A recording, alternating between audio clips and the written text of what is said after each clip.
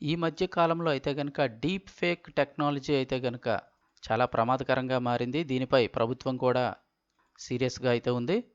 రీసెంట్‌గా heroine 'Rashmika' deep fake video అయితే గనక చాలా వైరల్ అయిపోయింది. దీనిపై హీరోయిన్స్ కూడా స్పందిస్తూ చర్యలు తీసుకోవాలని ప్రభుత్వానికి కూడా ఫిర్యాదు అయితే చేయడం జరిగింది. సైబర్ సెల్‌లో కూడా కంప్లెయింట్ ఇవ్వడం జరిగింది. మొత్తానికి వారైతే గనక పట్టుకున్నారు. 'రష్మిక' డీప్ ఫేక్ వీడియో చేసింది ఎవరు, ఏంటి అనేది అయితే గనక ఇన్వెస్టిగేషన్ చేసి పట్టుకున్నారు. దానికి సంబంధించిన వివరాలైతే తెలుసుకుందాము. వీడియో పూర్తిగా చూడండి. అప్పుడే కంప్లీట్ ఇన్ఫర్మేషన్ అయితే మీకు అర్థమవుతుంది. అలాగే వీడియోని ఒక లైక్ చేయడం మర్చిపోకండి. మరిన్ని అప్డేట్స్ తెలుసుకోవడానికి ఛానల్‌ని సబ్స్క్రైబ్ చేసుకోండి. ఇక వివరాల్లోకైతే వెళ్ళిపోదాము. ఆ 'రష్మిక' డీప్ ఫేక్ కేసు అయితే గనక ఎట్టకేలకు వీడింది. అది చేసింది గుంటూరు వ్యక్తి. ఎవరో కాదు, ఏపీలోని గుంటూరు వ్యక్తే అయితే చేశారని చెప్పి అతన్నయితే అరెస్ట్ చేశారు. వివరాలు చూసినట్లయితే ప్రముఖ సినీ నటి 'Rashmika Mandanna' deep fake video కేసులో ఆంధ్రప్రదేశ్‌కి చెందిన బీటెక్ విద్యార్థి ఏమని నవీన్, అతని వయసు 23 సంవత్సరాలు. ఏమని నవీన్‌ని అయితే గనక పోలీసులు అరెస్ట్ చేసి ఢిల్లీకి తరలించారు.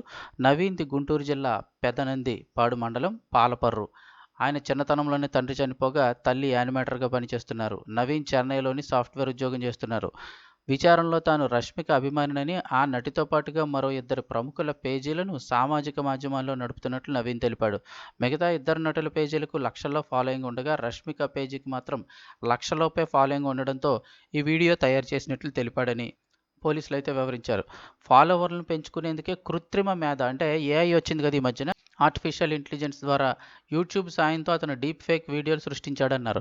తాను అప్లోడ్ చేసిన వీడియో ఒక్కసారిగా వైరల్‌గా మారడంతో కంగారు పడిపోయి పోస్టులన్నిటిని కూడా డిలీట్ చేశానని, పేజీ పేరును కూడా మార్చాడని తెలిపారు. అతను తొలగించిన డేటాను పునరుద్ధరించేందుకు ప్రయత్నిస్తున్నామన్నారు పోలీసులు.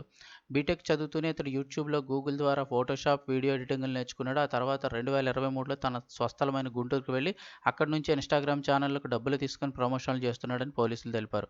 నవీన్ వ్యవహార శైలిపై గ్రామస్తులను ఆరా తీయగా ఇరుగుపొరుగుతో సంబంధాలు అంతంత మాత్రమేనని, అతని గురించి తమకేమీ తెలీదని అన్నారు.